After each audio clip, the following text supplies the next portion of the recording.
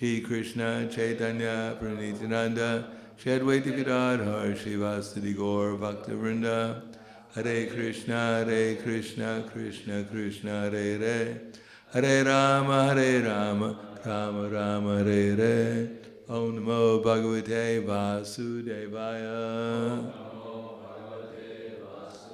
Om Namo Bhagavate Vasudevaya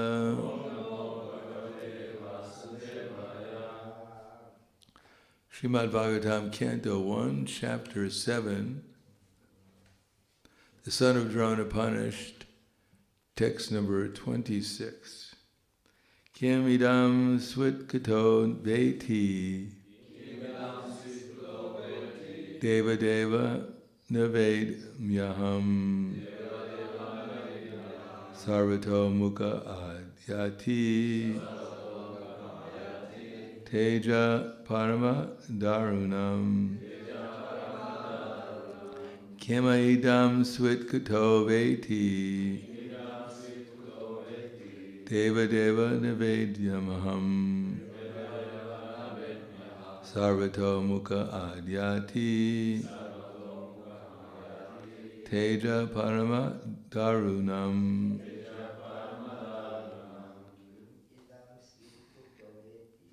Kimidam switkato veti Deva Deva Nivedyam Sarvato Mukha Ayati Teja Parama Darunam Kimidam switkato veti Deva Deva Nivedyam Sarvato Mukayati Tejak Parama Darunam Kimidam Switkato Veti Deva Deva Navedyam Sarvato Mukayati Tejak Parama Darunam. Ladies,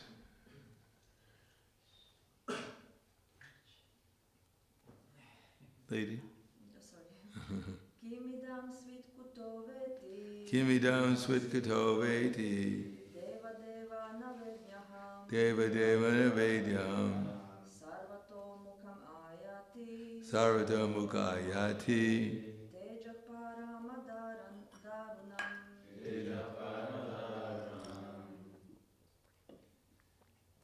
Kim, what is?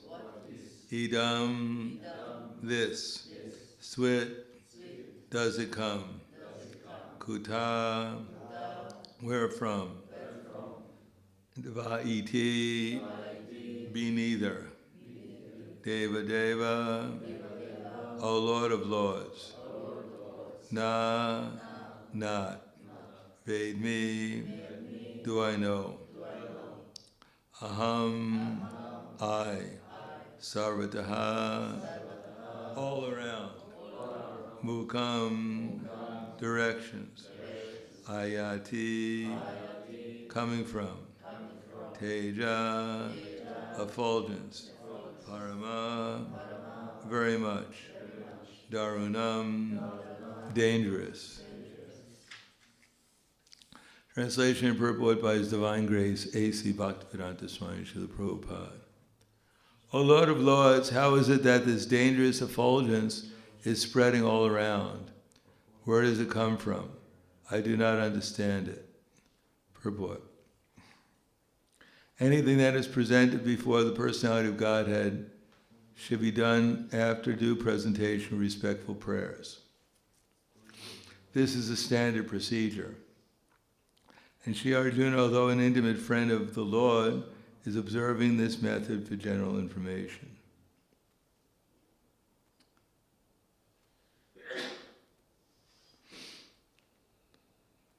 Sri Bhagavan Vacha, text 27, Vedadam Dronaputrasya Brahmam Astram Pradarshitam Naiva So Veda Samharam Pranam Bhara Upastite.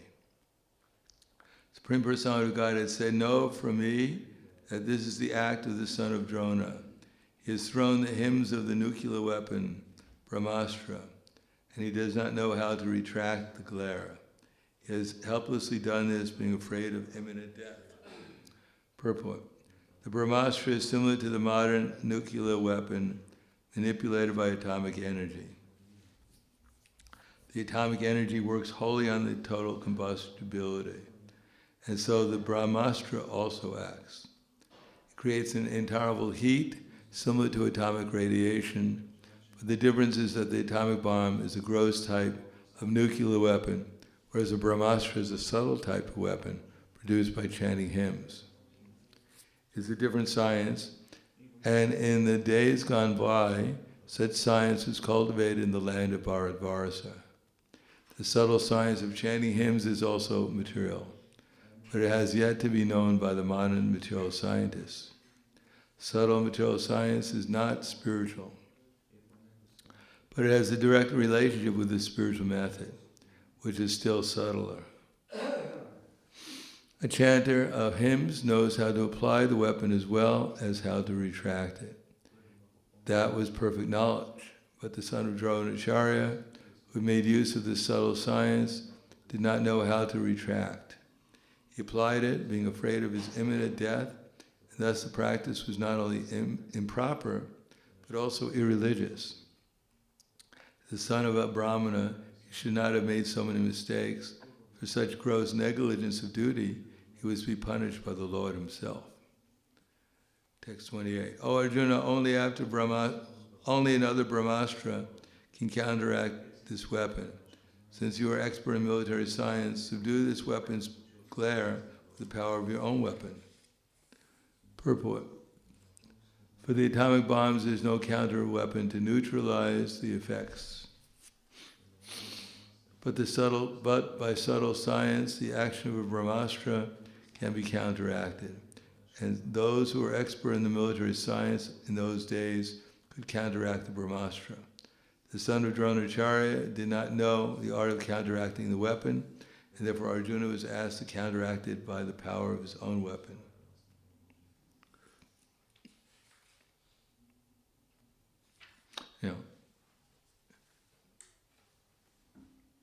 Namo Vishnu Hare Krishna Prasthaya Buddhaya Srimate Bhaktivedanta Swami Namane Namaste Saraswati Deve Gauravani Pacharane Nirvishesha Srinivadi Paskyadyade Siddharane.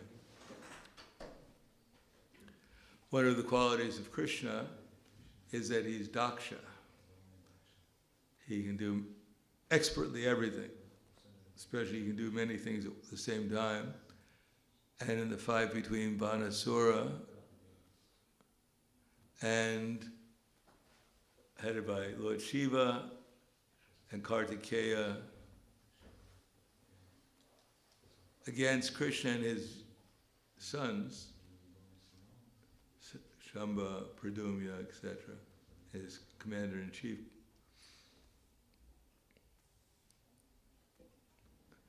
Then at that time Krishna was fighting against Lord Shiva, and Lord Shiva would throw a mountain weapon, or he'd throw a rain weapon and Krishna would counteract it with a mountain weapon.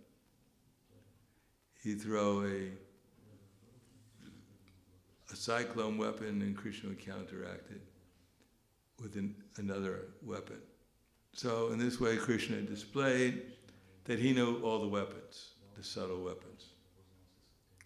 They didn't have to bring about a mountain to the battlefield, but they knew that sound itself, as it says in the Bible, in the beginning there was the Word, and the Word was with him. And the Word was him. So in other words, the whole material creation is as it says, Krishna glanced over the material nature, or he also vibrated, we hear the syllable Om, and entered into the ear of Brahman, came out as Gayatri. So Krishna, He created the material world by his will, but here it says by sound vibration. That everything is actually sound, although it may appear to be something else, or at least a transformation of sound. And therefore, one who knows how to chant sounds properly can do anything, in the material world at least.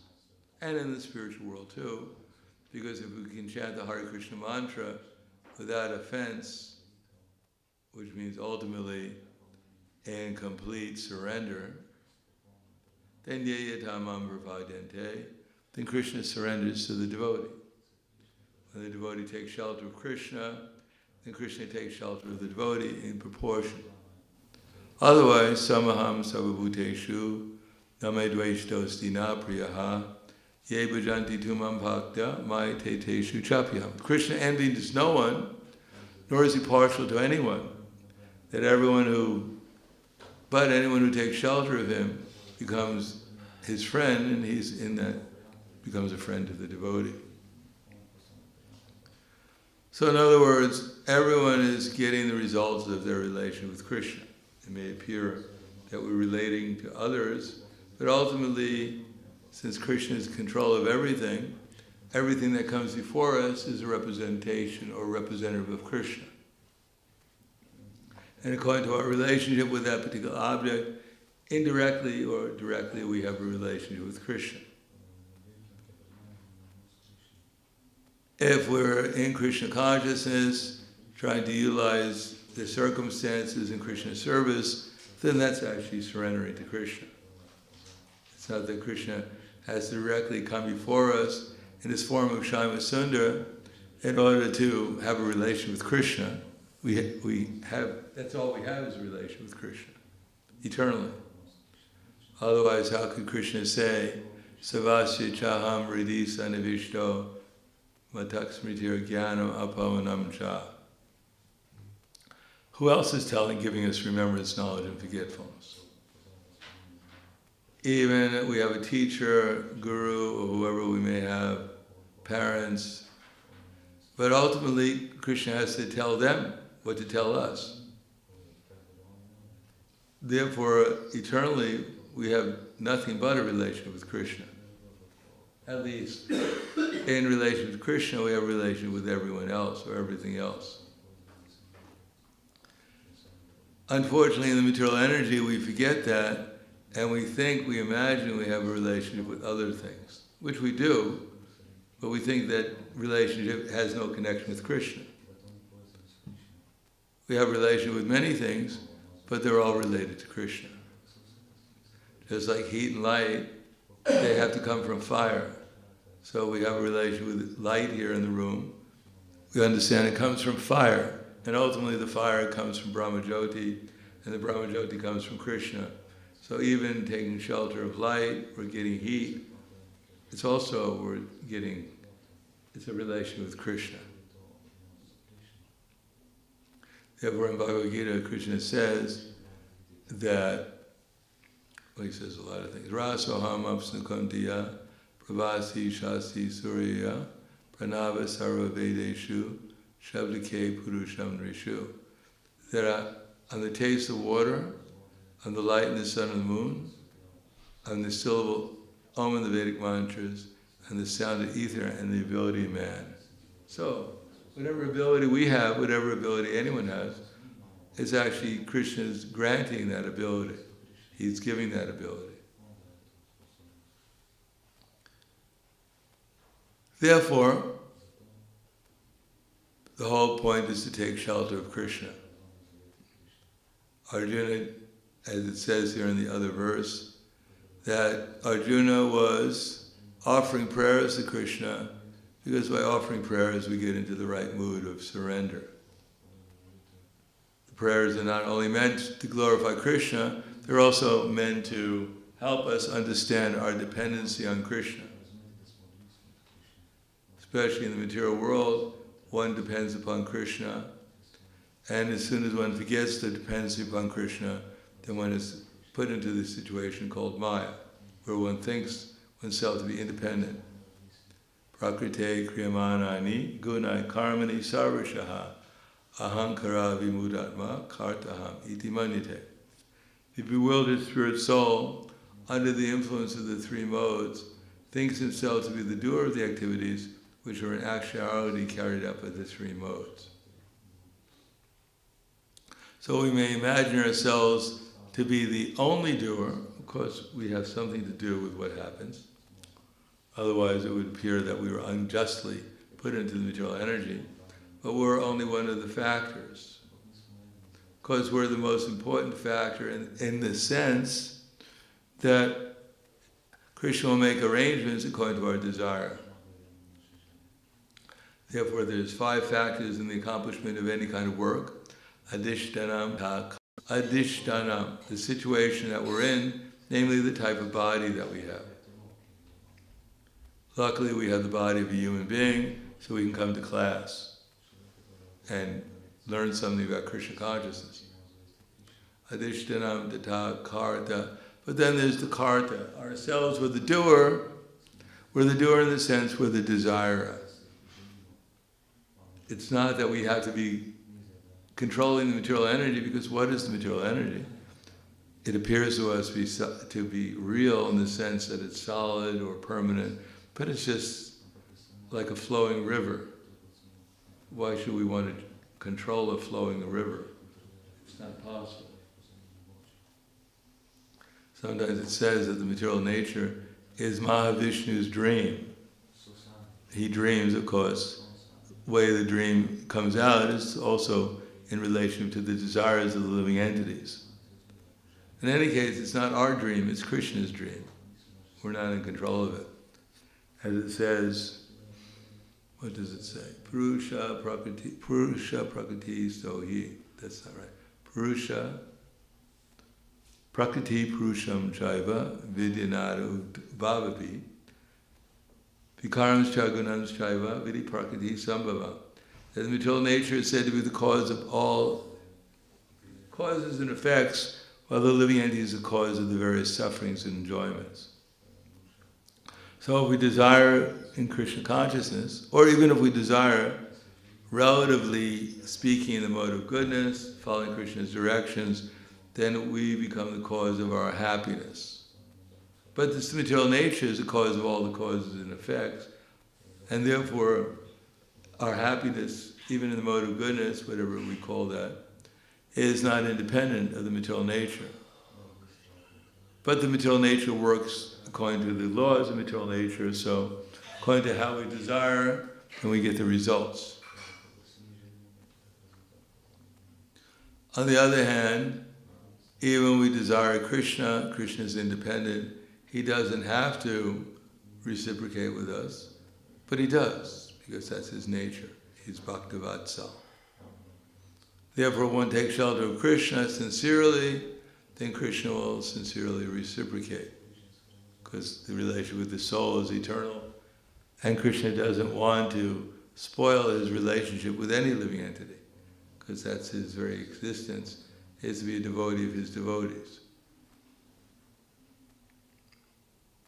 So here Arjuna is offering prayers, and the prayers are fulfilled, but Arjuna just doesn't treat Krishna with familiarity, because especially under the circumstances, he is taking shelter of Krishna. And it's serious business. He's already taken Krishna as his guru, and now he's taking shelter of Krishna to give him instructions on how to deal with this circumstance. So in the material world, the relation in material activities, one should not be overly familiar with Krishna, because in the spiritual world it's all right, because there's nothing but spiritual energy. But here there's material energy, and one may find himself in a difficult circumstance if one is too familiar. Krishna doesn't like necessarily our taking him for granted from a material point of view, and he may put us into circumstances which are not so desirable. Therefore, Manat prasada samya tvam monam atma vinigraha bhava samshridir ityetad tamo manasam uchate. One of the qualities of austerity of the mind is monam, gravity. one should not become too overly familiar with Krishna or frivolous in the material world, because it's a dangerous place. Just like Markandeya Rishi, he had the good fortune that Lord Narayan or Lord Vishnu came to visit his ashram, personally gave him some association. But when Lord Narayan or Lord Vishnu was leaving his ashram, Markandeya Rishi just had a thought within his mind. He was curious, what is Krishna's Maya like? So Krishna reciprocated with him. He asked the question, because everything is a question to Krishna. And therefore, suddenly he was in the midst of the devastation of the universe. And the whole universe became filled up with water. And for millions of years, he was sinking, he was drowning or floating on the ocean of devastation. And all kinds of timagal fish who swallow whales and sharks were trying to swallow him and kill him. So that went on for millions of years, suffering in the cold of the water.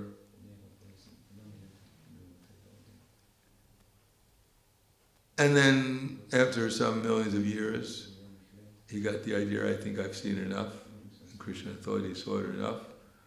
And therefore, even he saw Krishna floating on the water on a lotus petal, lotus leaf, in the form of a baby sucking on his big toe, trying to find out what the taste of the nectar that the devotees get from worshipping his toes.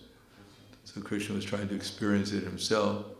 And then he breathed in Markandeya Rishi. When he breathed in Markandeya Rishi, then Markandeya Rishi found himself back in his ashram before the devastation.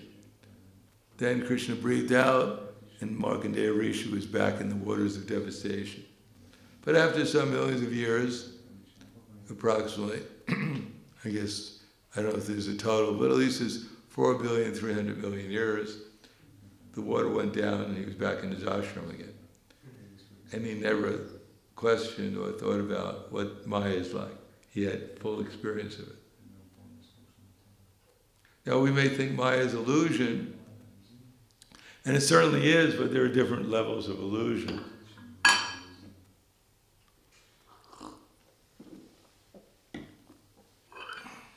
Sometimes we think there's nice illusion, sometimes not nice illusion, but if we're put into the water of devastation, if that's our desire, to see what Maya is fully like, and being bitten by crocodiles and sharks, and being swallowed by timagal fish for 4,300,000,000 years, then Krishna will give us a full taste of Maya, if that's what we want to really find out what Maya is like.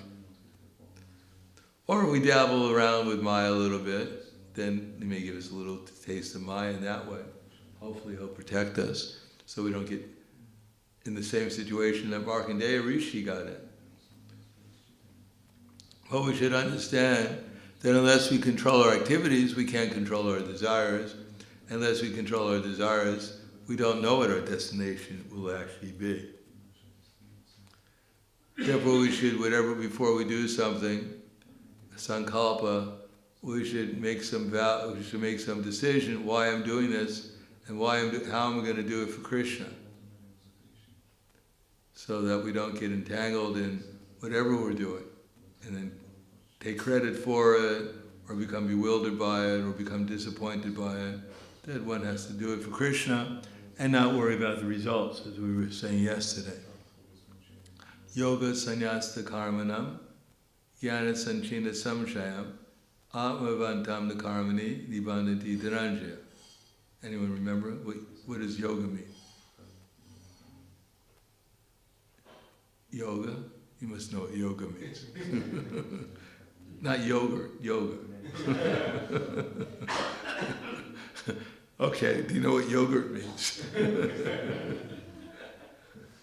And in that verse, what does yoga mean? Take a guess. Devotional service, yes. Yoga sannyasta karmana. What is sannyasa karmana? Yes, sannyasta karmana. What do you have to do in devotional service? What do you have to renounce? Sannyasta. What's that? The results of the work. yoga sannyasta karmanam, jnana sanchina samshaya. What is jnana sanchina? Samshaya.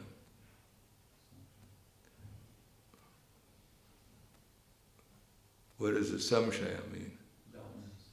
Yeah. And so jnana, what is jnana? And china, sanchina, to cut to doubt, to cut. By knowledge, cut to pieces all doubts, to become conscious of Krishna. Yoga sannyasta karmanam, jnana sanchina atmavantam the karmani.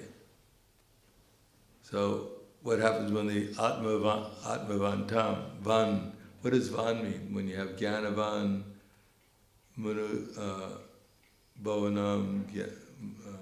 jnanam ante, jnanavam pravadinte, manushanam, sahasreshu kasyadhyadi siddhaya, yatatam apisiddhanam kasyamam tat veti tatvataha. When you add van, what does it mean? Possessor, yes. Possessor of knowledge, possessor of mokshavan, possessor of liberation, whatever. So, Atmavantam, the possessor of what? Atmavantam, the karma. Yoga sannyasa karmanam, jnana sanchina samshaya. Atmavantam, the karmani. The possessor of what? What doesn't he not possess? What doesn't he possess? The reactions to his work. If we want to take credit for the work, then we have to also get the reactions for it. Atmavantam the karma, nibandhanti dhananja. And therefore he's not bound by the results of his work. So, before we do something, we should take some kind of consciousness that I'm going to do this for Krishna. Because we can't think, there's a new movie, Avatar 2, and it's all about some incarnation. So now for Krishna, I'm going to go and see Avatar movie take a little break from Harinam or from Sankirtan or from my service and go and see for Krishna Avatar 2. It should also be sanctioned by Krishna, the authorities. And if we don't know whether the authorities sanction it, then we should ask them. We should make sure we have the right authority. When the devotees first, they had the zonal acharya system, then everyone had to take shelter of someone, initiation from someone who's ever initiating with their zone. They didn't have a choice. So there were certain devotees, they liked, certain of the initiating gurus, they liked pizza and they liked 7-Up. And therefore you could offer pizza and 7-Up to them. Because nowadays everyone's so liberal. So devotees, they were stuck because their guru, their initiating guru, may not have liked, they were stuck in the zone where their guru, their initiating guru, didn't accept pizza or 7-Up. Rarely you found a guru like that, but it happens sometimes. So what they did is they took a shiksha guru and they offered the 7-Up and the pizza to their shiksha guru on the picture of the shiksha guru. But that's cheating. That one should not look for an authority that will simply gratify our sense, allow us to gratify our desires. One should look for a real authority who actually knows what's good for us and what's not good for us. Then if we do that activity that's sanctioned by authority in Krishna consciousness, then our life will become perfect in Krishna consciousness. It may not be perfect in every respect. We may not become the most intelligent, or the most beautiful, the wealthiest, or the most famous, but we'll become perfectly conscious of Krishna. And that's the goal of life. Like Arjuna is showing us, he's offering prayers and accepting the duty for Krishna, and then Krishna will help him, remind him, counteract the Brahmastra with your own. And that's what Arjuna did, and he was saved. Matter of fact, the whole universe was practically saved. So I'll stop there. Thank you. Any questions or comments? So we have to develop this feeling of dependency on Krishna. If we don't develop this feeling, then we don't really make any progress in devotional service or Krishna consciousness. Because if we want to feel for Krishna, then we have to develop that feeling of dependency on Krishna. Otherwise, in our present state, where we're bewildered, we don't know who Krishna is, unless we develop a dependency on him, then he won't reciprocate with us, and we'll maintain our misconceptions of who we think Krishna is and who we think we are. Therefore, the most important thing is follow the instructions, and then at the same time recognize that we're not supposed to be we're not supposed to hanker or desire the results of the activity, and at the same time we should become aware of who we are, of who Krishna is, and what's going on, so that we can do our devotional service in full consciousness of Krishna, rather than in kind of a half state of consciousness. Any questions?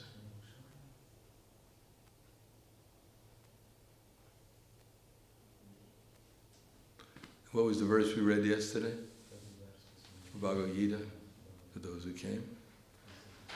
Kata sangasya muktasya jnanavasti chetasa ijacharata karma samagram praviliyate. What does gata sangasya mean? What does gata mean? Gatir means go.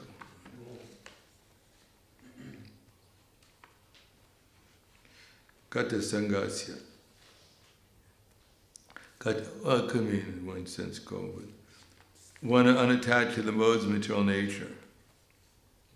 Sangasya. Sangasya means sangha, attachment, association, gata sangha, without attachment to the modes. Jnanavastita. So where in that other verse, yoga sannyasta karmanam, where does that fit in? Gata sangasya. That's the modes of nature. Our attachment to the work is the attachment to our attachment to the modes. And jnanavastita chetasaha. Where does that fit in? Yoga sannyasta karmanam jnana sanchina samshaya. That's the same thing. Yajacharata karma, so sacrifice, yoga. Samagram praviliyate, merges entirely into transcendence, so therefore one will not be influenced, or one will not get the results of one's activities due to the fact that we're desiring to fulfill our material desires, which brings about our reactions. And instead, of when it's merged entirely into transcendence, one will be unaffected by one's work. One will be in transcendence, blissful, rather than experiencing material existence.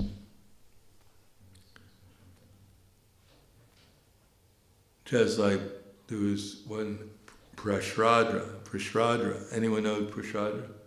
Yes. Who is Prahladananda?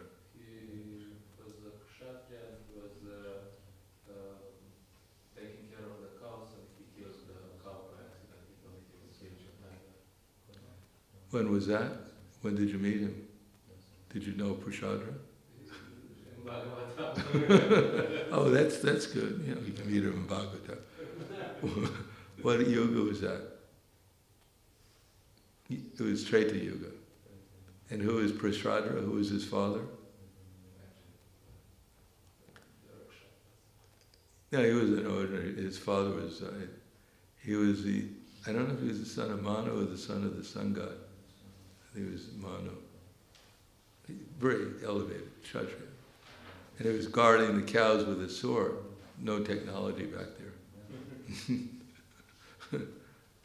And he was sitting, and there was a new moon, and there was no moon, so he couldn't see anything. And a tiger came to eat the cow, and the cow started to scream. So Prahladananda swung his sword, and he heard this shrieking. The tiger left because he had cut the tiger's nose, but then he found out that actually he had also cut off the head of the cow. And therefore his spiritual master came, Vashishta Muni, and cursed him that in the next lifetime you'll become a Shudra. Heavy curse by Vashishta. So Prahlada left his service, went into the forest, started to meditate, took shelter of Krishna, went back to the spiritual world and avoided the curse. So if you want to avoid curses, go back to the spiritual world and you won't be affected by any curse. In case someone cursed you. Good advice. Okay, Grantaraj Srimad Bhagavatam ki jai, Srila Prabhupada ki jai, Gaur Premanande.